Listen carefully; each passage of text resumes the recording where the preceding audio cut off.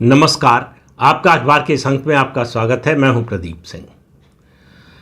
Iran के साथ America और इजराइल का जो युद्ध था, अब वो मिलिट्री वॉर की जगह उसका स्वरूप बदल गया है। अब ये ऑयल वॉर में बदल गया है। तो पूरे युद्ध का पूरा चरित्र ही बदल गया है।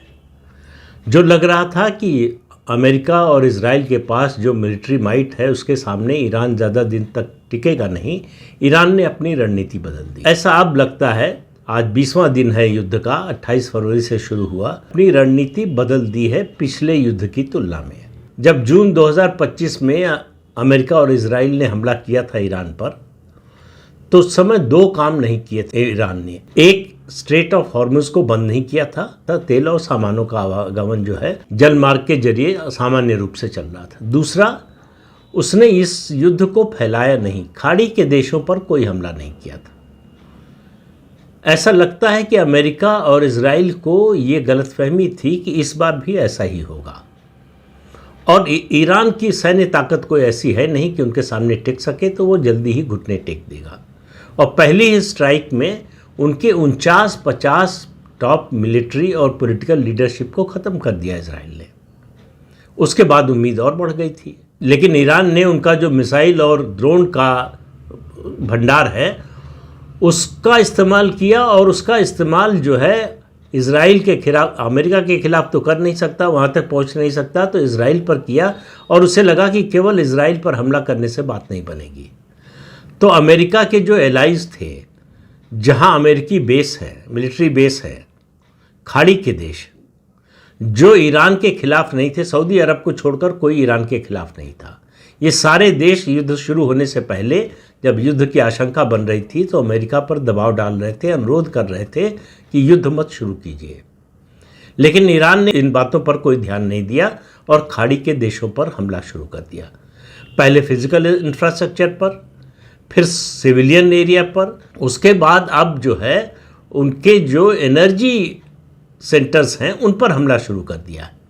गैस और तेल के भंडार हैं उन पर हमला शुरू किया। और जवाब में इजराइल ने जो किया है बुधवार को, उससे इस युद्ध के और बड़े होने और व्यापक होने की आशंका बहुत ज़्यादा हो गई है। इजराइल ने ईरान के गैस फील्ड पर हमला कर दिया। ये गैस फील्ड जो है ईरान के लिए बहुत ही महत्वपूर्ण है। 17 मार्च तक अमेरिका और इजराइल इस बात से बच रहे थे कि ईरान के किसी ऑयल फील्ड पर या गैस फील्ड पर हमला न किया जाए, यानी उसका जो एनर्जी का सेंटर है उस पर कहीं भी हमला न किया जाए। अमेरिका ने जब ईरान के खर्ग आइलैंड पर हमला किया, तो आइलैंड के तेल ठिकानों पर हमला नहीं किया, गैस ठिकानों पर हमला नहीं किया, वहाँ जो मिलिट्री बेस था उस पर हमला किया था सिर्फ। और ये खर्ग आइलैंड ऐसी जगह है जहाँ से ईरान का जो तेल निर्यात है 90% यहीं से होता है। तो उसकी सारी आमदनी का जो उसकी जो ऑयल इकॉनमी है वो सब डिपेंडेंट है इसी आइलैंड पे। तो इजराइल ने जवाब में जो अभी तक ईरान कर रहा था खाड़ी के देशों पर हमला, उनके ऑयल इंफ्रास्ट्रक्चर को जिस तरह से बर्बाद करने की कोशिश कर रहा था, उसके जवाब में इजराइल ने बुधवार को सबसे बड़ा हमला किया साउथ पार्स गैस फील्ड पर। ये ईरान की ग्लोबल एलएनजी सप्लाई की रीढ़ है। ये दुनिया की सबसे बड़ी गैस फील्ड है। लेकिन इसमें एक और पक्ष है, ये अकेले ईरान की नहीं है, इसमें हिस्सेदारी कतर की भी है। कतर का जो हिस्सा है उसको नॉर्थ गैस फील्ड कहा जाता है। इसीलिए अमेरिका ने तुरंत बयान दिया कि ये हमला अमेरिका ने नहीं किया है, इजराइल ने अपने आप किया है, अपनी तरफ से किया है। अब आप समझिए कि ये गैस फील्ड कितनी बड़ी है। पार्स साउथ गैस फील्ड जो है, यहाँ 1800 ट्रिलियन क्यूबिक फीट गैस है। और इसी गैस फील्ड से ईरान की 80% बिजली बनती है। अगर ये बर्बाद हो गया तो पूरा ईरान अंधेरे में डूब जाएगा और ईरान की जो ऑयल इकॉनमी है वो बर्बाद हो जाएगी। अब सवाल ये है कि मामला केवल अमेरिका, इजराइल और ईरान का नहीं रह गया है। अब इस युद्ध का असर पूरी दुनिया पर पड़ रहा है। उसकी वजह है सबसे बड़ी एनर्जी। आज की दुनिया में टेक्नोलॉजी हो या फिर ट्रेडिशनल उद्योग धंधे हो, सबको बिजली चाहिए। घरेलू इस्तेमाल के लिए चाहिए, इंडस्ट्रियल यूज़ के लिए चाहिए। एआई सबसे ज़्यादा एनर्जी कंज्यूम करता है। तो एआई में जो नए नए झंडे गाड़ रहे हैं अमेरिका और चीन, उनको एनर्जी की बहुत ज़्यादा ज़रूरत है। नतीजा ये हुआ है कि दुनिया में कच्चे तेल का दाम लगातार बढ़ता जा रहा है, $122 पर बैरल पर पहुंच चुका है। भारत का जो एनर्जी बास्केट है उसका दाम $140 पर बैरल पे पहुंच चुका है और भारत एलएनजी का दुनिया में सबसे बड़ा खरीदार है। तो भारत पर इसका असर होना तो तय ही है। लेकिन सवाल यह है कि इससे केवल भारत का नुकसान होगा ऐसा नहीं है, पूरी दुनिया का नुकसान होने वाला है। यूरोप ने रूस से गैस खरीदना धीरे धीरे कम किया और एक लक्ष्य रखा था कि इस समय तक जो है अगले कुछ सालों में बंद कर देंगे, और यूरोप बिना गैस के सरवाइव नहीं कर सकता। यूरोप के लिए सबसे बड़ा संकट गैस का होगा। अभी थोड़ा कम होगा, सर्दियां आएंगी तो बहुत ज़्यादा हो जाएगा। यूरोप को गैस कहाँ से मिलेगी? स्ट्रेट ऑफ हॉर्मुज बंद होने से केवल ऐसा नहीं कि तेल और गैस की सप्लाई पर असर पड़ रहा है, पूरी दुनिया के जो वैश्विक व्यापार है उस पर असर पड़ रहा है। और अमेरिका तमाम दावों के बावजूद स्ट्रेट ऑफ हॉर्मुज को खुलवा नहीं पाया है। उसके बड़े बड़े दावे कि उसकी नेवी जो है, उसके वॉरशिप जो है वो प्रोटेक्ट करेंगे, वो सुरक्षा देंगे, वो सब हवाई साबित हुए। ईरान ने तय कर लिया है कि अमेरिका के सामने, इजराइल के सामने घुटने नहीं टेकेंगे, हम बर्बाद हो जाएंगे लेकिन बाकी दुनिया को भी अपने साथ लेकर डूबेंगे। तो पूरी दुनिया में एनर्जी का बहुत बड़ा क्राइसिस होने वाला है, और अगर दुनिया के देशों ने मिलकर इसका हल निकालने की कोशिश नहीं की तो कोई देश ऐसा नहीं बचेगा जो संकट में ना आए। इस समय दो देशों को फायदा हो रहा है इस स्थिति से। एक है रूस, जो अपना तेल महंगे दाम पर बेच रहा है, भारत को भी $98 पर बैरल के हिसाब से बेच रहा है, दुनिया को भी बेच रहा है। अमेरिका इस समय रूस पर तेल बेचने पर प्रतिबंध लगाने की हालत में ही नहीं है। और दूसरा फायदा हो रहा अमेरिका को, जिसके पास तेल और गैस का प्रचुर भंडार है। इन दो देशों के अलावा लेकिन अमेरिका का दूसरा नुकसान भी हो रहा है। इस वॉर में जो पैसा खर्च हो रहा है वो अमेरिका की जनता के टैक्स पेयर का पैसा है, और ट्रंप के पास इस बात का कोई जवाब नहीं है अपने देश के लोगों को देने का कि आखिर अमेरिका इस युद्ध में क्यों उतरा, उसके ऊपर ऐसा क्या खतरा था। इजराइल के लिए तो एग्जिस्टेंशियल क्राइसिस थी, इसलिए इजराइल की बात समझ में आती है। अब ये कहा जा रहा है, या ये प्रोपेगेंडा है या सच्चाई है, कोई नहीं जानता। ईरान जहां पहुंच गया था अपने न्यूक्लियर प्रोग्राम में, जिस तरह से एनरिचमेंट कर रहा था यूरेनियम का, वो बहुत जल्दी ही परमाणु बम बनाने के करीब था। और बैलिस्टिक मिसाइल का भी उसका प्रोग्राम जिस तरह से चल रहा था, अमेरिका पर भी उसके लिए खतरा हो सकता था।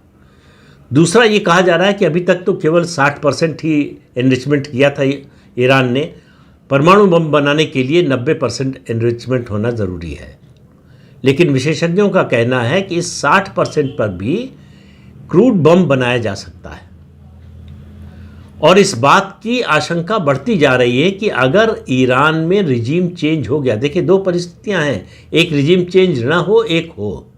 अगर रिजीम चेंज हो गया तो ईरान में गृह युद्ध की स्थिति आएगी, फिर ईरान मिलिशिया के कब्जे में जाएगा, अलग अलग शिया मिलिशिया, ईरान का तो सीरिया का, तो कहाँ कहाँ से कौन आएगा कुछ पता नहीं है, और इनके हाथ में ये जो है क्रूड एटम बम जा सकता है। दूसरा है कि रिजीम चेंज ना हो तो इस रिजीम की जो टॉप लीडरशिप थी उसको इजराइल ने मार दिया है। उनका इंटेलिजेंस का जो चीफ था उसको भी कल मार दिया गया। उनका जो नया वारिस घोषित हुआ है आयतुल्ला अली खामेनेई का, मुस्तफा खामेनेई जो उनका बेटा है, उसके बारे में अभी तक कुछ स्पष्टता नहीं है। अमेरिका और इजराइल का दावा है कि वो बुरी तरह से घायल हो चुका है 28 फरवरी के अटैक में। अभी तक वो सामने नहीं आया है, उसका कोई वीडियो नहीं आया है, उसका कोई ऑडियो नहीं आया है। उसके नाम से 2 या 3 बयान ज़रूर आए हैं। सवाल ये है कि वो बयान दे रहा है या कोई और दे रहा है। इजराइल का कहना है कि उसका एक पैर जो है वो उड़ गया है उस हमले में जो 28 फरवरी को हुआ था। ये अंदाज़ा लगाया जा रहा है कि वो इस हालत में नहीं है कि देश की कमान संभाल सके।